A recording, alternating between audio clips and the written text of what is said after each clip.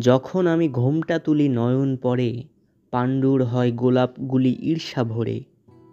বিদ্ধ তাদের বক্ষ হতে ক্ষণে ক্ষণে, ক্রন্দনেরই দুলে মধুর গন্ধ খরে।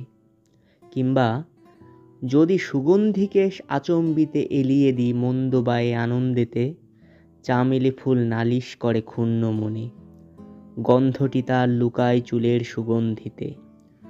যখন আমি দাঁড়াই একা মোহন সাজে, এমনই শোভা হয় যে তখন অমনি বাজে শতেক শ্যামা পাখির কণ্ঠ কলস্বরে, বন্দনা গান স্পন্দন তুলি কুঞ্জ মাঝে।